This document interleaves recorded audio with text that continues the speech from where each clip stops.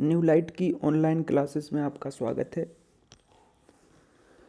तो जो भी हम लोग कंपटीशन की तैयारी करते हैं उसमें सबसे पहला सब्जेक्ट है जनरल स्टडीज़, सामान्य अध्ययन।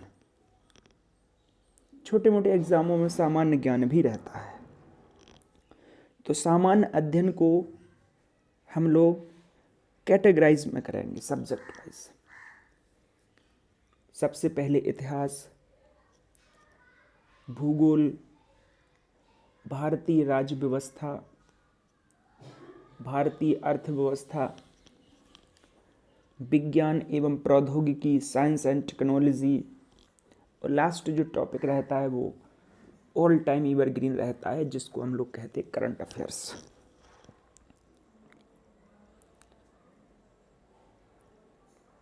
तो इस तरह से हम लोग 6 सब्जेक्ट पढ़ेंगे।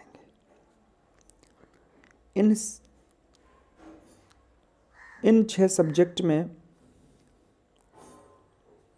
सबसे पहला जो सब्जेक्ट होगा वो हमारा होगा हिस्ट्री। हिस्ट्री को जब कैटेगराइज करेंगे, भारतीय इतिहास को 3 पार्टों में डिवाइड किया जाता है। ये जो डिवाइड किया जाता है, इसको पहले तो हम लोग ये कह सकते हैं रिलीजन,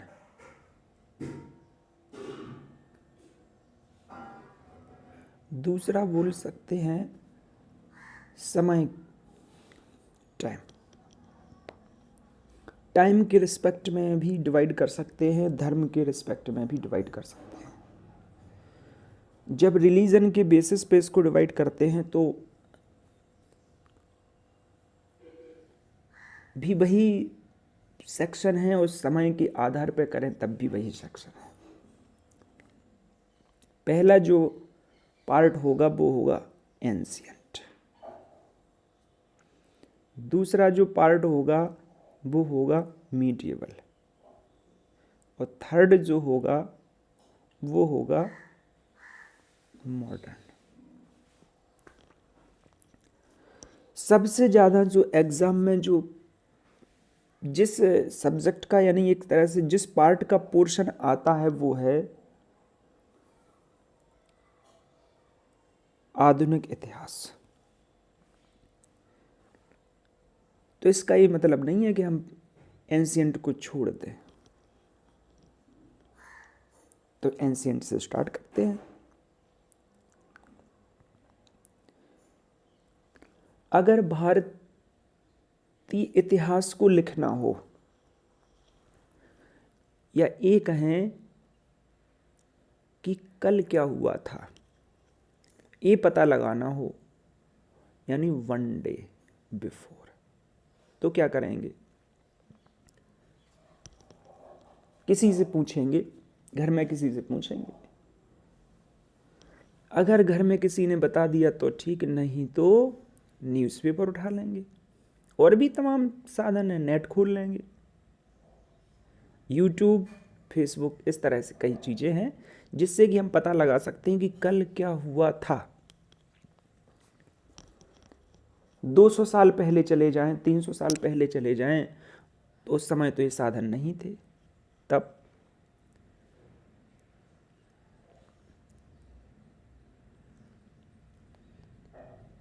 चाहिए होता था सोर्स। सोर्स के आधार पर ही हम बता सकते हैं कि कल क्या हुआ था। अब अगर हम अपने धर्म को देखें, धर्म ग्रंथों को देखें, तो उस बेसिस पे ऋग्वेद काल की कहानी बनाई जा सकती है। इन धर्म ग्रंथों, महाकाव्यों के आधार पर हम ये डिसाइड कर सकते हैं कि इससे पहले तो कुछ नहीं था, मतलब यहीं से शुरुआत हुई है। तो भारतीय इतिहास का जो हम प्राचीन भारत पढ़ेंगे, प्राचीन भारत का निर्माण करेंगे, तो इसमें आपको इस तरह से पढ़ना है कि मतलब एक तो पढ़ना अलग चीज़ होता है, जनरली स्टूडेंट रटना चालू करते हैं, रटना नहीं है, कंसेप्चुलाइज सोचना है। क्योंकि मैं ये कहना चाहूँगा कि हिस्ट्री सबसे ज़्यादा समझने वाला सब्जेक्ट है। भले ही आर्ट के स्टूडेंट लेते हैं, सोचते हैं ज़्यादा दिमाग नहीं लगाना पड़ेगा, केवल जो भी तिथि हैं उनको रट लें, रटने से कुछ नहीं होने वाला। तो इसका जो निर्माण करेंगे, किस तरह से हम समझेंगे, हम किस तरह से बनाएंगे, किस तरह से कौन कौन से सोर्स पता हैं जिसके आधार पर हम एंशियंट इंडिया की कहानी लिखें। तो चलिए थोड़ा पढ़ते हैं, धीरे धीरे इसी से समझते हैं।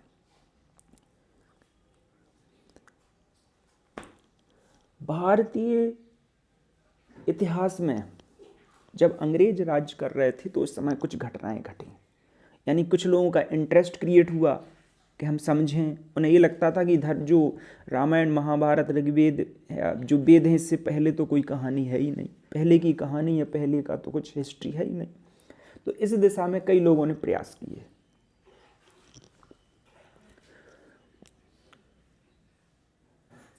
प्राचीन भारत का निर्माण किस बेसिस पे होगा, इसकी एक कहानी किस तरह से क्रिएट होगी, एक हम आपको एक खाका खींचते हैं। तो शिक्षित भारतीयों ने हस्तलिखित महाकाव्यों, पुराणों और जीवन चरित्रों जैसे ग्रंथों के रूप में अपने पारंपरिक इतिहास को संजोए रखा। तथापि प्राचीन भारत के इतिहास में आधुनिक ढंग से अनुसंधान 18वीं सदी में आरंभ होता है। कैसे? क्योंकि ब्रिटिश लोगों को औपनिवेशिक प्रशासन के लिए आवश्यकता महसूस हुई। जरा सोचिए, आप चाइना में चले जाइए या चाइना वाला कोई यहाँ पे आ जाए, और किस तरह से वो शासन करेगा, है ना, किस तरह से वो हम लोगों से कोई मैसेज कन्वे करेगा। तो इसके लिए हमें, अगर हम वहाँ जाएंगे तो हमें चाइनीज़ सीखनी होगी, अगर चाइना वाला यहाँ आएगा तो उसको उस समय या इस समय आए तो हिंदी, या किसी प्रांत विशेष में जाए तो उसकी लैंग्वेज सीखना पड़ेगा, तभी तो उसमें एडजस्ट हो पाएगा। तो इस तरह से जब अंग्रेजों ने भारत पर जो भारत को समझने की कोशिश की, तो उसके लिए उन्होंने सोचा कि किस तरह से इनका इतिहास या एक तरह से इंटरेस्ट क्रिएट हुआ। चलिए, इस दिशा में एशियाटिक सोसाइटी ऑफ बंगाल नामक शोध संस्था की स्थापना विलियम जोन्स ने की। अभी केवल हम ये बताएंगे, सन मन के चक्कर में नहीं पड़ेंगे। वैसे मैं ये कहूँगा कि सन जो महत्वपूर्ण होते हैं वही पूछे जाते हैं, है ना। ये नहीं पूछा जाएगा एशियाटिक सोसाइटी ऑफ बंगाल की जो खोज विलियम जोन्स ने की या स्थापना विलियम जोन्स ने की, वो कितने बजे, है ना, कितने सेकंड पर की, ये नहीं पूछा जाएगा। तो ये जो महत्वपूर्ण एक तरह से ये भी कह सकते हैं कि प्रश्न मिल गया। एशियाटिक सोसाइटी ऑफ बंगाल नामक शोध संस्था की स्थापना विलियम जोन्स ने की। अच्छा, इसका उद्देश्य क्या था? जिसका उद्देश्य भारत के प्राचीन कानून और रीति रिवाजों को समझना था, इसके अलावा कुछ नहीं था।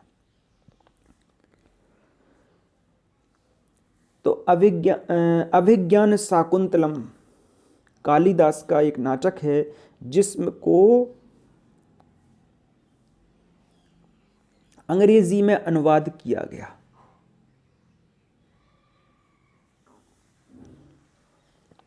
तो विलियम जोन्स ने, यहाँ पे दो फैक्ट हो गए हैं। विलियम जोन्स ने एक तो पहला एशियाटिक सोसाइटी ऑफ बंगाल की स्थापना की, जिसका उद्देश्य भारत के प्राचीन कानून और रीति रिवाजों को समझना था। दूसरा, अभिज्ञान शाकुंतलम। जो अभिज्ञान शाकुंतलम है वो कालिदास का एक नाटक है जिसका अंग्रेजी में अनुवाद किया गया। किसने किया? जोन्स से रिलेटेड दो फैक्ट हो गए हैं। तो इस तरह से कहानी लिखी जा रही है, इंटरेस्ट क्रिएट किया गया। ठीक, तो दो फैक्ट तो ये हो गए। चलिए थोड़ा सा और बढ़ते हैं इसी में। एक ग्रंथ और था भागवत गीता, इसका जो ट्रांसलेट किया अंग्रेजी में वो किया विल्किंस।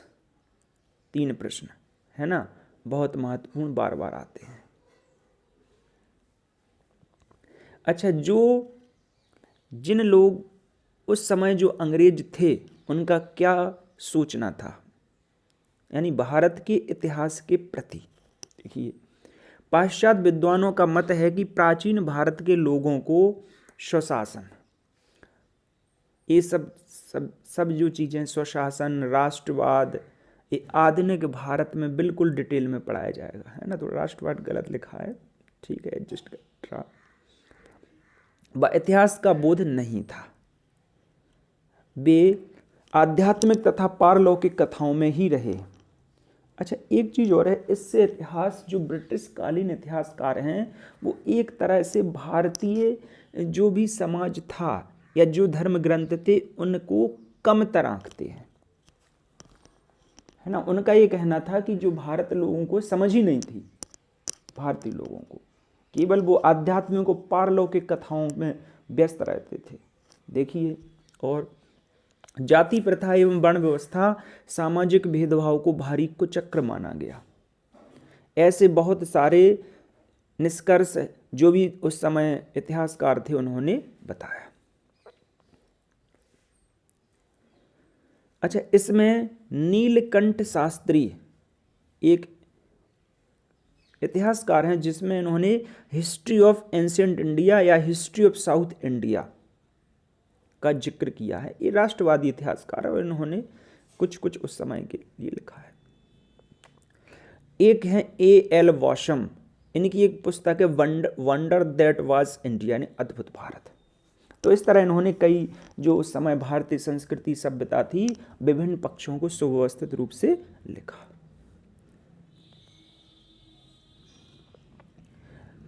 भारतीय इतिहास का जो प्राचीन भारत है उसका जो निर्माण हुआ है वो साक्ष्य के आधार पर हुआ है, ये अभी मैंने बताया। साक्ष्य क्या हो सकते हैं? कई बार होता है खुदाई की, कुछ मिला, उससे कहानी बनाई जा सकती है।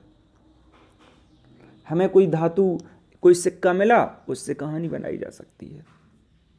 तो इस तरह से कई मॉन्यूमेंट्स, स्मारक, सिक्का, पुरातात्विक शिलालेख, अशोक के शिलालेख मिले हैं। तो इस तरह से कई चीज़ें हैं जिनके आधार पर साहित्यिक स्रोत, जिसके आधार पर प्राचीन भारत के इतिहास का निर्माण हुआ या कहानी बनाई गई, ऐसे समझ सकते हैं। या उन जो भी साक्ष्य मिले हैं उस साक्ष्य के आधार पर क्या व्याख्या की जा सकती है। तो अभिलेख और प्रशस्तियां। अभिलेख, एक कोई भी राजा हुआ या किसी पर्टिकुलर व्यक्ति का पूरी कहानी लिख दी। प्रशस्ति, प्रशंसा, किसी व्यक्ति के बारे में एक बढ़िया अभिलेख बनाया, उसमें लिख दी कि ये ऐसे थे, इनका चारों दिशाओं में बहुत प्रभाव था, इन्होंने ये किया वो किया, इस तरह से। अच्छा, एक और सबसे महत्वपूर्ण क्वेश्चन आ गया यहाँ पे, एक तरह से फैक्ट आ गया। सबसे प्राचीन अभिलेख 1400 ईस्वी में मध्य एशिया के बोगस कोई ये है एशिया माइनर, दजला और फरात, मेसोपोटामिया की सभ्यता, बोगस कोई से प्राप्त हुए हैं। इसमें जो वैदिक देवता हैं वो इंद्र, मित्र, नाशत व वरुण के नाम हैं। देखिए, एक अभिलेख मिला, सन नहीं याद करना है, मध्य एशिया के बोगस कोई से प्राप्त हुआ। वैदिक देवताओं का इसमें जिक्र है, इंद्र, मित्र, नाशत व वरुण। इससे ये पता चल रहा है, ये जब हम धीरे धीरे पढ़ेंगे तो इसमें पता चलेगा कि ऋग्वैदिक काल में, यानी जो आर्य के वैदिक युग पढ़ेंगे तो उसमें भी ये देवता महत्वपूर्ण थे। तो जब ये देवता उस समय वहां महत्वपूर्ण, तो इससे पता चलता है कि जो आर्य हैं वो ईरान वाले प्रांत से आए हैं। अच्छा, ये मिला 1400 ईसा पूर्व, लेकिन इससे भी मतलब भारत में इसके रिस्पेक्ट में सबसे प्राचीनतम लेख हैं अशोक के, जिनको जेम्स प्रिंसेप ने पढ़ा था। जब हम मौर्य युग में आएंगे, मौर्य वंश में आएंगे, तब वहाँ इसको और विस्तार में चर्चा करेंगे। थोड़े से अवलेख हैं कुछ, इनको देखिए जरा। कलिंगराज खारवेल, इनका है हाथी गुम्फा अवलेख। यहाँ पे बिल्कुल हर शासन, मतलब एक तरह से शासन के प्रत्येक वर्ष के बारे में जिक्र है। रुद्रदामन का जूनागढ़ अवलेख गुजरात में है। जब हम शक शासक के बारे में पढ़ेंगे तो और डिटेल में पढ़ेंगे, तो थोड़ा सा बता दिया है कि इस तरह के अवलेख मिले हैं, इससे कि इतिहास का निर्माण कैसे हुआ। जैसे सातवाहन नरेश पुलमावी का नासिक अवलेख है, स्कंदगुप्त का भीतरी अवलेख कानपुर में है, समुद्रगुप्त का हर्षण द्वारा रचित एक प्रयाग प्रशस्ति है ना। तो ये थोड़े महत्वपूर्ण भी हैं, यहाँ पे अगर जिक्र कर देंगे तो आपको थोड़ा याद रहेगा, और उस समय विस्तृत चर्चा करेंगे जब चाहे हर्ष के युग में पहुँचे या गुप्त काल के समय पहुँचे, शक शासन के बारे में, गुप्त साम्राज्य के बारे में पढ़ेंगे। एक हॉलियोडोरस का भी गरुड़ स्तंभ मिला है, जो यवन राजा थे, यवन दूत, उन्होंने भेजा था। इस तरह से कुछ और भी हैं, जिसमें पुलकेशिन द्वितीय का रचित ऐहोल प्रशस्ति, इसको थोड़ा याद कर लीजिए। पुलकेशिन द्वितीय और जब हर्षवर्धन थे तो इनके बीच नर्मदा नदी एक तरह से सीमा मान ली गई थी, और रवि कीर्ति ने ऐहोल प्रशस्ति एक तरह से लगवाई थी। एक बार क्वेश्चन आया था कि कालिदास का जिक्र कहाँ हुआ है, तो ये ऐहोल प्रशस्ति में भी हुआ है। वैसे तो कालिदास महान थे, महान क्या, उन्होंने कई किताबें लिखी हैं, लेकिन जो रवि कीर्ति ने ऐहोल प्रशस्ति, इसमें जिक्र किया है कि ऐहोल प्रशस्ति इस तरह से लेख लिखकर मैंने कालिदास जैसा सम्मान प्राप्त किया है। चलिए, सिक्कों के आधार पर हम किस तरह से इतिहास लिखेंगे, इसके बारे में भी थोड़ा समझ लेते हैं। सिक्के मिले, खोटे सिक्के, अर्थव्यवस्था सही नहीं थी, बिल्कुल प्योर सोने के मिले, तो उससे लगता है कि अर्थव्यवस्था बहुत संपन्न थी। अच्छा, जो बाहरी विदेशी लोग आए यूनानी, इन्होंने क्या किया कि जो सिक्का था उस पर तिथि और कुछ घटना का, दूसरी तरफ कुछ घटना का जिक्र कर देते थे। उसी से सीखा। जैसे मान चला समुद्रगुप्त के जो हैं बीणा बजाते हुए सिक्के मिलेंगे, इससे पता चलता है कि समुद्रगुप्त बीणा बजाने यानी संगीत प्रेमी था, है ना, किसी में युद्ध करते हुए। तो इस तरह से कई चीज़ें मिलेंगी। थोड़ा सा इसको पढ़ लेते हैं, जिससे कि कुछ थोड़ा सा और। तो भारत में सर्वप्रथम सिक्कों का प्रचलन 500 ईसा पूर्व सन नहीं रटना है। जो भारतीय सिक्के थे यूनानियों से पहले, वो केवल क्या किया, जैसे एक चादर हुई है, इसको कई पार्टों में काट दिया और एक ठप्पा लगा दिया। इस तरह से इसको पार्ट किया और इस पर ठप्पा लगा दिया, सिक्के हो गए। तो इस पर केवल चिन्ह बने रहते थे, जिनको बोलते थे हम आहत सिक्के, यानी उठाया, काटा, ठप्पा मार दिया। चांदी और तांबे के होते थे। साहित्य में इनको कारसापण कहा गया है, चांदी के बने होते थे। तो सर्वाधिक सिक्के मौर्योत्तर काल के हैं। अच्छा, थोड़ा सा फैक्ट आ गया यहाँ पे। भारत में सर्वप्रथम सोने के सिक्के हिंद यवनों ने चलाए। ये बहुत ज़्यादा आता है कि भारत में सर्वप्रथम सोने के सिक्के किसने चलाए, हिंद यवन। सबसे पहले सर्वाधिक शुद्ध किसने चलाए, कुषाणों ने। जब कुषाण वंश आएंगे तो उस समय पढ़ेंगे कि किस तरह से उन्होंने भारतीय यानी विदेश व्यापार को उन्नत किया, रेशम मार्ग डेवलप किया। तो रेशम जब अर्थव्यवस्था सही होगी तो उन्नत, कुछ रटना नहीं, मतलब सब कुछ एक तरह से लॉजिकल है। सर्वाधिक सोने के सिक्के कौन चलाएगा, उसके बाद गुप्त थे, तो गुप्तों ने चलाए। तो इस तरह से यहाँ पे एक साथ फैक्ट को थोड़ा और रिवाइज कर लेते हैं। भारत में पंचमार्क सिक्के मिले। सबसे पहले सोने के जो सिक्के चलाए जाएंगे वो हिंद यवन शासकों द्वारा चलाए जाएंगे, शुद्ध कुषाण शासकों ने चलाए। सर्वाधिक सोने के सिक्के किसने चलाए, गुप्त काल में। तो इस तरह से सिक्कों के आधार पर कहानी लिखी जा सकती है। अच्छा, कई विदेशी और यात्रियों ने कुछ पुस्तकें भी लिखी हैं, जिसके आधार पर हमको ये पता चलता है, उनके किताबों के आधार पर भी उस समय तत्कालीन समाज की कहानी को भी लिखा जा सकता है। तो जब हिंदवन शासकों ने जो सोने के सिक्के चलाए, तो धीरे धीरे तिथियों का, भारतीय राजाओं ने भी तिथि, और इस तरह से पीछे कुछ भारतीयकरण हो गया एक तरह से है। अच्छा, स्मारक और भवन, इससे भी एक तरह से जब स्मारक या कुछ मिलेंगे तो उससे भी कहानी लिखी जा सकती है। जैसे महत्वपूर्ण, अतरंजी खेड़ा की खुदाई में लोहे के साक्ष्य मिले थे, और ये टाइम था उत्तर वैदिक काल। इससे पहले लोग लोहे के बारे में नहीं समझते थे। मूर्ति कला के आधार पर भी कहानी बताई जा सकती है। मूर्ति कला किस तरह से थी। मूर्ति कला के रिस्पेक्ट में देखेंगे तो मथुरा कला शैली, गांधार कला शैली, इस तरह से हैं। जब वो टॉपिक करेंगे रिवाइज तब बताएंगे। रिवाइज का ये अभी यहीं से डिटेल बताएंगे। इस तरह से एक आप लोग भी उसको सहज एडॉप्ट नहीं कर पाएंगे, है ना। तो धीरे धीरे थोड़ा सा खाका खींचने का प्रयास किया जा रहा है।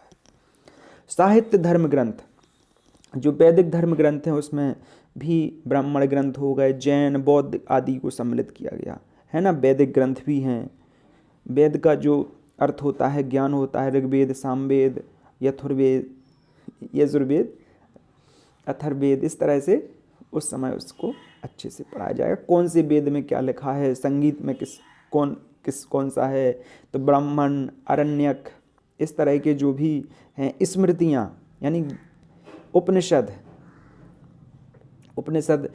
इसमें जैसे मुंडक उपनिषद है ना, से क्या क्या लिया गया, ये बहुत महत्वपूर्ण है। सत्यमेव जयते, इस तरह ये जो भी हैं उपनिषद, वेदांग, पुराण है ना, चाहे मत्स्य पुराण हो, महाकाव्य, महाभारत, रामायण, स्मृतियों में मनु स्मृति सबसे प्राचीन है। जब हिंदू धर्म की बात हो तो बौद्ध और जैन साहित्य को कैसे छोड़ा जा सकता है ना। इस तरह से जो बौद्ध साहित्य लिखा गया वो पाली भाषा में लिखा गया है ना। जातक कथाओं का उल्लेख किया है इसमें। ऐसा माना जाता है कि गौतम बुद्ध ने बुद्ध रूप जो जन्म लिया था उससे पहले भी कई जन्म लिए थे। इनको जातक कथाओं में लिखा गया है। जो महात्मा बुद्ध ने परिनिर्वाण प्राप्त किया है तो इनके समय भी कई ग्रंथ लिखे गए। चलिए थोड़ा सा इसको देख लेते हैं, थोड़ा सा बिल्कुल। सुत्त पिटक, विनय पिटक और अभिधम्म पिटक, यानी 3 टोकरियां हैं बौद्ध धर्म के संबंध में। सुत्त पिटक, जैसे आप मैथ में फॉर्मूला नहीं पढ़ते हैं तो इस तरह से याद कर लीजिए सूत्र। तो इसमें सुत्त पिटक में बौद्ध के विचार और उपदेशों का संकलन है। विनय पिटक यानी आप किसी मंदिर के सामने खड़े हो जाइए, इसमें मठ है तो मठ के सामने खड़े हो जाइए, तो इसमें क्या होगा, अनुशासन। और लास्ट है अभिधम्म, दर्शन, फिलॉसफी। तो अभिधम्म पिटक यानी देखो, सुत्त पिटक, विनय पिटक और अभिधम्म पिटक। सुत्त पिटक यानी सूत्र, विचार, उपदेशों का संकलन हो गया। विनय पिटक आप किसी मंदिर के सामने बिल्कुल खड़े हैं तो एक तरह से अनुशासन, बहुत ही अनुशासन। तो इसमें अनुशासन यानी मठ के जो निवासी थे, बौद्ध भिक्षु थे, उनके अनुशासन के बारे में कहा। अभिधम्म पिटक ये फिलॉसफी से संबंधित है। तो इस तरह से भी बौद्ध और जैन साहित्यों का हुआ है। इसमें धीरे धीरे पढ़ेंगे कि महाजनपद का उल्लेख कहाँ हुआ। जब जैन धर्म और बौद्ध धर्म डिटेल में पढ़ेंगे तो उस समय आपको इसको डिटेल में और पढ़ाया जाएगा। जैसे एक मिलिंद पन्हो पुस्तक है जिसमें यूनानी नरेश मिनांडर, मिलिंद एवं बौद्ध भिक्षु नागसेन के बीच वार्तालाप है। तो इस तरह से दीपवंश बौद्ध धर्म के ग्रंथ हैं। दीपवंश तो महावंश, इसमें मौर्यकालीन यानी मौर्य युग की जानकारी भी इससे मिलती है। बाद में जो बौद्ध धर्म है वो 2 हीनयान और महायान में बट गया किस तरह से, तो इसमें भी थोड़ा सा हीनयान और महायान के जिक्र भी है। ये चीज़ जब हम धर्म और उस बौद्ध धर्म हो, जैन धर्म, उसके रिस्पेक्ट हो तो डिटेल में पढ़ाएंगे। तो केवल आपको हम एक सिनेरियो बता रहे हैं। जैन साहित्य प्राकृत भाषा में लिखे गए ने आगम भी कहते हैं, है ना। जैन धर्म भी 2 पार्ट में डिवाइड हो गया, श्वेतांबर और पीतांबर नहीं दिगंबर। श्वेतांबर, जब महावीर स्वामी की मृत्यु हो गई तो किस तरह से डिवाइड हुआ श्वेतांबर और दिगंबर में। श्वेतांबर जो वस्त्र पहनते थे, दिगंबर वस्त्र नहीं पहनते थे, इस तरह से किस तरह से डिवाइड हुआ। कौटिल्य ने एक पुस्तक लिखी अर्थशास्त्र, इसके बारे में हमें मौर्यकालीन इतिहास के बारे में पता चलता है। इसी तरह से विशाखदत्त की मुद्रा राक्षस है, जिसके बारे में भी हमें चंद्रगुप्त मौर्य के बारे में पता चलता है।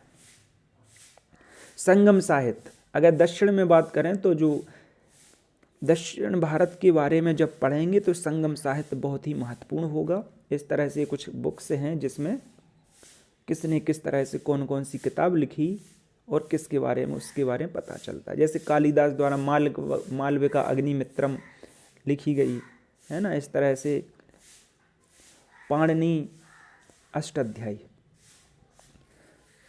पाणिनि ने जो लिखी है अष्टाध्यायी व्याकरण से संबंधित है। कालिदास द्वारा रचित मालविका अग्निमित्रम में पुष्यगुप्त मित्र के बेटे अग्निमित्र मालविका की प्रेम कहानी वर्णित है। ये कई बार आया है, मालविका अग्निमित्रम कालिदास। बाद में मौर्य युग के बाद पढ़ेंगे, जो मौर्य वंश है उसमें शुंग वंश की स्थापना की थी पुष्यमित्र शुंग ने उसको। विदेशियों के विवरण भी पढ़ेंगे, जो चंद्रगुप्त मौर्य के समय या कोई राजा के समय जो विदेशी आए।